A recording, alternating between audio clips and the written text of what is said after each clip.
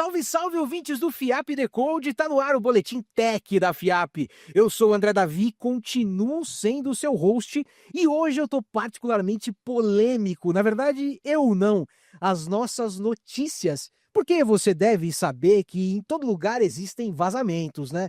Seja ali num encanamento, seja num grande sistema. E hoje a gente vai falar também sobre vazamentos. Eu ainda não vou te contar quem tá com a gente, mas eu já vou colocar eles na fogueira logo de cara. Por exemplo, eu quero saber se é verdade ou mentira que um mês antes da estreia do filme X-Men Origins Wolverine, que é um filme horrível, diga-se de passagem, que ele vazou uma versão inacabada, uma versão alterada.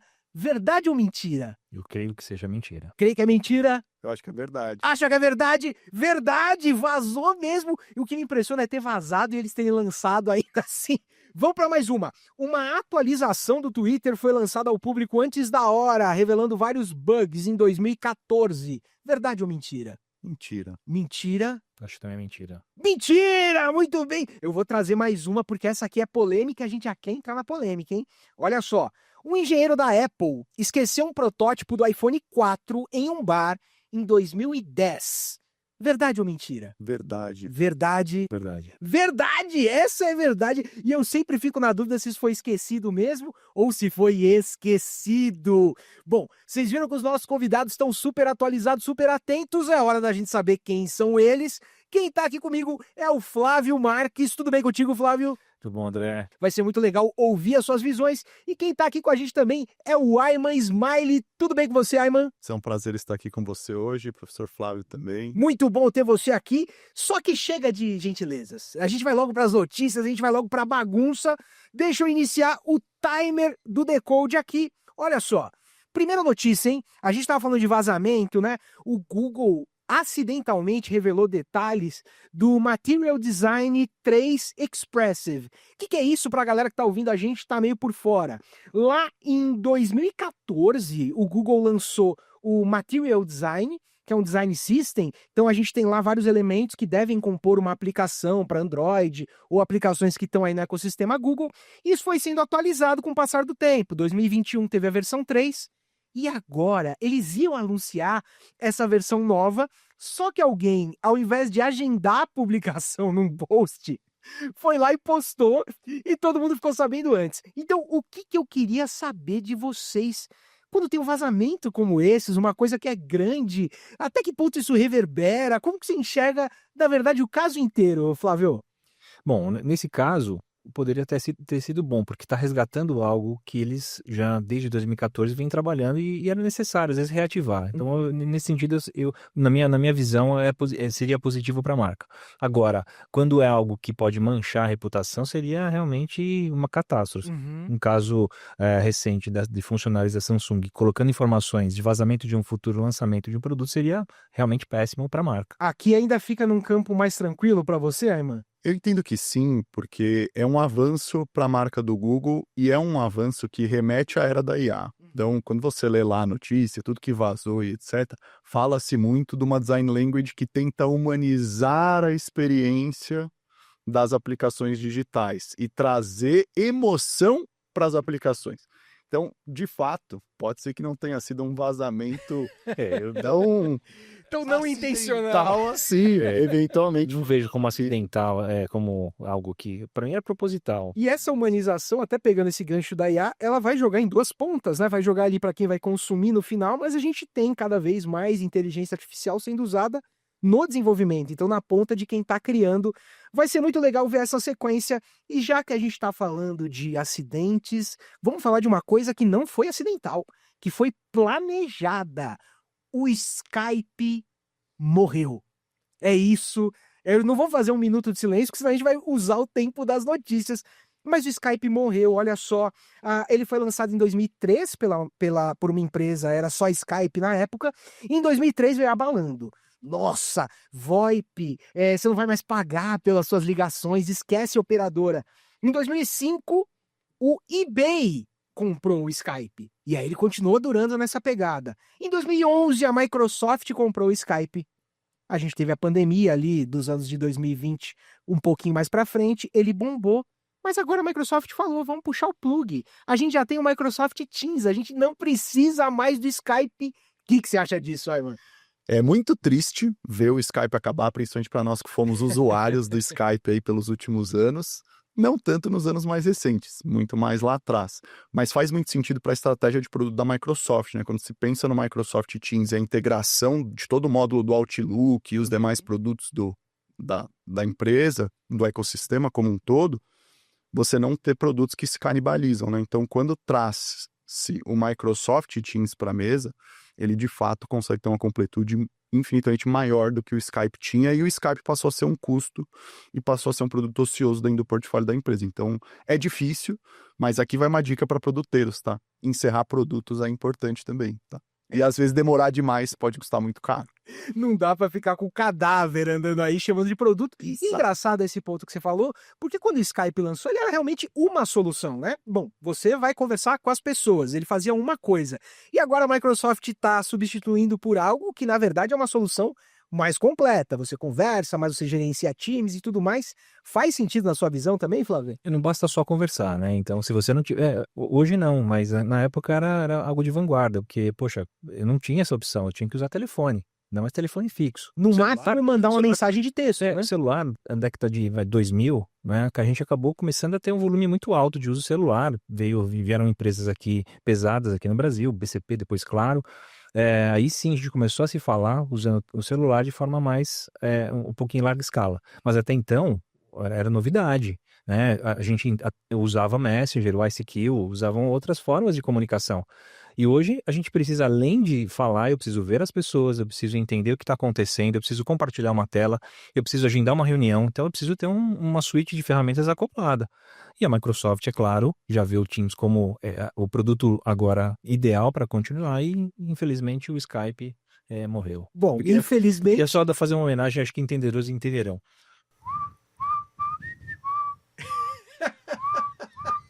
Eu vou atender essa ligação aqui agora. Vontade de atender essa Entendedores ligação. entenderão, mas Deu nem todo vontade mundo de vai atender. entender o que era esse barulhinho do Skype quando você fazia uma chamada. Como eu tô polêmico hoje, eu vou dizer que ele morreu e que eu não sou o maior fã do Microsoft Teams. Eu quero deixar isso registrado na história do mundo, mas essa polêmica de agora é quente, hein? Essa aqui sacudiu notícias e pessoas dos mais diversos segmentos, porque olha só, o Duolingo, ele anunciou primeiro, através do seu CEO, que se tornaria uma empresa AI First, ou seja, uma empresa que vai buscar primeiro soluções através da inteligência artificial, com as suas muitas estratégias e braços, e aí depois recursos um pouco mais tradicionais, como seres humanos. Quer dizer, eles disseram que eles vão substituir uma série de conteudistas, professores por máquinas, e agora, logo na sequência desse anúncio, eles anunciaram 148 novos cursos no Duolingo, que são totalmente criados por inteligências artificiais generativas. A alegação, né, do Duolingo era, gente, os 100 primeiros cursos a gente demorou 12 anos para montar. Esses 148 a gente montou em 1 ano. Isso gerou um rebuliço de diversas partes. Pessoas tristes porque os profissionais vão ser mandados embora, pessoas felizes com a tecnologia avançando. E você, Flávio, você fica feliz ou triste, cara? A gente tem que analisar os dois lados. O lado da empresa, quem vai realmente produzir, e do outro lado tem os funcionários que precisam agora ter oportunidades para migrar para outras áreas. Se de um lado eu vou deixar de ter uma demanda para profissionais que vão produzir, né, conteúdo audiovisual, eu tenho que utilizar esses profissionais em outro setor ou fazer com que eles sejam deslocados e para que não haja um layoff tão grande quanto a gente começa a perceber. Então eu vejo muito essa questão de dar oportunidade ou a empresa pensar nisso. Ela vai continuar a ganhar, só que para que ela consiga escalar, eu vou precisar de pessoas em algum momento. Então, a parte que ela faz muito bem, que é a parte de trabalhar com línguas, produzir material para um curso inteiro, isso é muito mais tranquilo fazer por IA. O problema é essa questão de dar oportunidades para os funcionários, e isso aí é uma grande polêmica que pode respingar na marca. E é interessante se levantar esse ponto, porque várias marcas parece que estão nesse desejo, mas foi uma das primeiras a declarar tão publicamente: é isso, AI first, vamos mandar embora, os produtos novos estão aqui. Aí agora vai ficar complicado para você o negócio, porque você trabalha com IA diariamente. Como que você enxerga uma notícia dessas, cara? Acho que, como o Flávio comentou, tem o lado ruim, principalmente quando se pensa na rede de colaboradores da empresa, mas tem um outro viés aqui, principalmente pensado para os clientes, que é a validação de hipótese. Eles levaram 10 anos para validar hipóteses baseadas em 100 cursos. Em um ano, eles vão validar 150 novas hipóteses. Então, isso tende a acelerar a qualidade do produto deles rumo à nova era da IA. Dentro da era da IA, a gente deixa de ter testagens mais lentas, mais criteriosas, para testar rápido e acompanhar a evolução da tecnologia como um todo. Então, eu enxergo esse movimento muito como um movimento que vai ser guia para outras empresas seguirem também, no sentido de, olha, eu estou criando um monte de coisa com IA, pode ser que tenha um monte de porcaria aqui no meio, mas eu estou criando, eu estou aprendendo e eu estou largando na frente. Talvez aquela história do no volume, com a validação rápida, eu consigo chegar a respostas certas com muito menos gasto do que eu teria ao longo de 12 anos. A gente vai acompanhar as cenas dos próximos capítulos. Tem uma outra empresa com outro produto que também está chegando cada vez com mais força com recursos de IA. Eu estou falando do queridinho Canva. O Canva é um fenômeno, é uma coisa que pode se resistir, pode brigar. Ele movimenta o mundo das artes digitais aí como poucos serviços movimentam, e ele oferece isso de forma bem fácil. A gente vê profissionais que nem são de tecnologia, nem dominam, criando lá suas artes muito bem. Pois é, o Canva anunciou agora uma ferramenta que vai gerar imagens por IA, até aí sem grandes novidades, mas também com tipos de programação interativa, planilha. Você vai conseguir colocar recursos até mais interativos dentro dos seus conteúdos ali, das suas apresentações e tudo mais. Quer dizer, a gente vai começar a apresentar recursos um pouco mais tecnológicos para um público que talvez não fosse, por definição, mais tecnológico. E já que você é o cara de produto, como que você enxerga isso? Legal, boa menção aí ao Canva. O Canva, de fato, ele conseguiu fazer com que pessoas não técnicas desfrutassem de recursos técnicos no dia a dia e na produção de conteúdo, principalmente. Eu vejo esse movimento como uma reação ao movimento de mercado em que os GANs, né, os modelos capazes de criar imagens e conteúdos desse tipo, feitos pela OpenAI e outros players conhecidos, esse movimento do Canva é justamente para tentar suprir o movimento de mercado que entrou no cercadinho do Canva, vamos dizer assim. Até então, principalmente no começo, né, a IA generativa ela gerava texto, conteúdo escrito, etc. Quando ela passa a gerar imagem, o Canva tem que aproveitar do que ele tem de mais valor dentro da sua proposta para tentar se diferenciar. Então eu enxergo isso como um movimento de diferenciação aqui. Uma tentativa de se descolar das demais e dizer, olha, aqui você que já está acostumado a criar conteúdo com facilidade, eu tenho recursos que outros players não vão conseguir te oferecer. Mais ou menos o que a Apple fez por muitos anos, de olha, eu estou te vendendo a facilidade de usar coisas incríveis que você não precisa nem ter o domínio.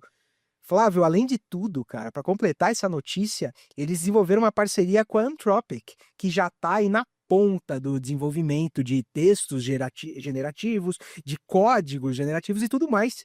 Como que você vê o cenário todo e até essas parcerias com quem já largou na frente? Olha, é o famoso primeiro, às vezes leva tudo, né? The winners take it all, né? Que a gente fala, que é uma expressão bastante conhecida. E hoje a gente está nessa briga, a concorrência está muito forte. Quem fazia muito bem isso e estava sempre em primeira era a Adobe. A Adobe era a primeira. Verdade. Todo mundo falava em Photoshop, é Photoshop.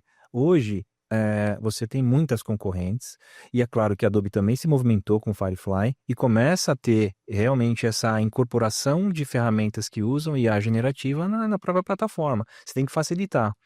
Mas ainda, o que eu coloco na discussão é, quem vai utilizar não tem a capacidade, às vezes, de falar que aquilo é profissional. Uhum. Então, eu tenho um designer, ele vai ter condições, porque ele foi formado para isso, então ele vai avaliar se aquele trabalho é profissional ou não.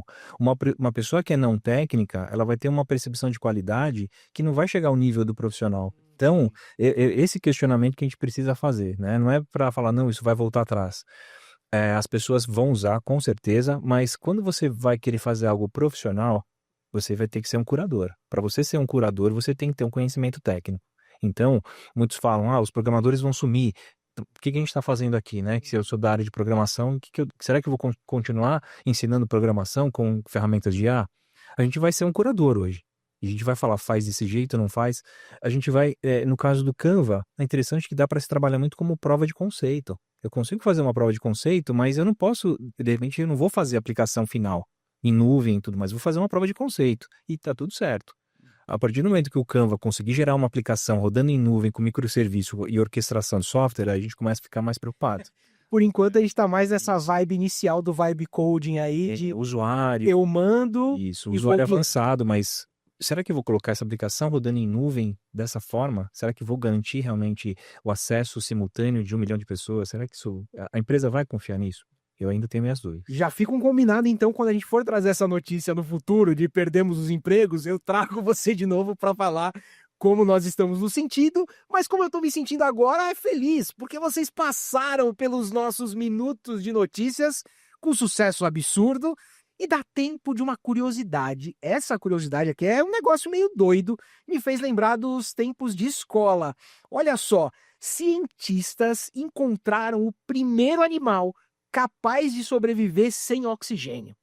É uma história louca essa matéria aqui, mas basicamente os cientistas encontraram no músculo de salmões um ser vivo que as mitocôndrias dele, eu anotei aqui para ver se era mitocôndria mesmo, tá? Porque eu esqueci de tudo da escola, que as mitocôndrias dele não têm DNA e elas geram energia sem a necessidade de fazer a conversão a partir do oxigênio. Ou seja, o que isso abre para a gente? Possibilidades de vida em condições um pouco mais áridas do que a gente tem hoje, inclusive de estudos no espaço. Quando você olha um negócio desse aqui, aí uma notícia dessa, qual que é a primeira coisa que você pensa, cara? Medo. Medo. Com certeza, medo. Primeiro que fazia muito tempo que eu não ouvia a palavra mitocôndria. Mitocôndrias, poxa, Eu nem lembrava. só faltava ele ter falado em energia de ativação, as coisas mais assim. exatamente. Coisas que só o Decode faz por você. Não lembrava mais. Mas acho que é um avanço, assim, incrível, né? A gente começa a enxergar aqui possibilidades de expandir a nossa forma de viver, coisas que até então eram impensáveis, como vida fora da Terra e etc., podem, pelo menos, passar a ser uma possibilidade, né? E aí, o que serão as cenas dos próximos capítulos a gente vai ter que aguardar, mas que dá um medinho, com certeza. E é engraçado porque até os livros de biologia vão ter que mudar, porque antes eles falavam que não dava para viver sem ar e agora a gente já tem uma prova. Flávio, faz tempo das mitocôndrias, mas o que você achou quando você viu isso aqui? Eu vejo, assim, a gente precisa acreditar que a ciência evolui. Então, hoje, até com essa questão, como a gente está falando bastante de inteligência artificial, a gente precisa dar continuidade à pesquisa e hoje a gente está vendo muito que as pessoas estão tendo uma leitura rasa. Quando você tem uma leitura rasa, que a gente chama de skimming, você acaba deixando de lado essa questão de evolução, né? E esse tipo de notícia é um alerta, porque as pessoas precisam continuar pesquisando, porque esse achado não veio do nada. Levou-se muito tempo para encontrar um achado como esse, então é importante que a gente comece a pensar nisso, continuidade. A gente estava falando até agora de sermos substituídos por IAs, mas parece que a gente ainda tem um campo legal pela frente para explorarmos como seres humanos. E os seres humanos que escutaram esse episódio, eles estão lá pensando agora: como que eu falo com o Ayman? Como que eu falo com o Flávio? Como eu acesso esses caras? O que eles estão fazendo? O que você anda fazendo, cara? Onde a gente te encontra? Do que você tem falado? Boa. Vocês podem me encontrar em alguns cursos de MBA aqui da FIAP, inclusive fica o convite para quem tem interesse em evoluir na carreira. Os cursos de MBA da FIAP são excepcionais, referências de mercado, então, primeiro lugar que vocês podem me encontrar aí. Demais, podem me chamar no LinkedIn, super acessível, para a gente bater um papo, trocar uma ideia. Eu estou, nesse exato momento, trabalhando no Itaú, numa frente que a gente implementa produtos de IA generativa para a visão do cliente final, para o cliente PF. Então, temos algumas novidades vindo aí, já saíram algumas notícias sobre a Inteligência Itaú, que é o nosso produto, ele já foi lançado para uma base reduzida de clientes para testes. Em breve teremos mais novidades Pô, Sou galera que próximo. quiser se atualizar, é só seguir você no LinkedIn. A gente vai deixar esse link aqui na descrição. E, Flávio, onde a gente te encontra? Do que você tem falado? O que tá ocupando a tua cabeça? Dificilmente me encontro, às vezes, presencial. Estou muito no mundo online, né? Atualmente, eu estou diferente do Ayman, eu estou no mundo, né, educacional. Atualmente, eu sou coordenador de curso de graduação na Escola Superior de Propaganda e Marketing, um curso de Ciência de Dados e Negócios, e no curso de pós-graduação em Inteligência de Dados e Negócios. E essa é meu dia a dia. É isso que está ocupando a mente de Flávio Marques, esse homem que sempre tem alguma novidade para contar. Eu agradeço demais, a gente vai se conectar com vocês dois. E olha só, hein, dá tempo de eu trazer 2 notícias finais para você que está acompanhando o Decode. Notícia número 1. Vai rolar o FIAP Meetup Cybersecurity Forecast de 2025 e 2026. Vai ser um meetup super legal que vai rolar para justamente explicar o que vem no mundo da cibersegurança para agora e para o ano que vem.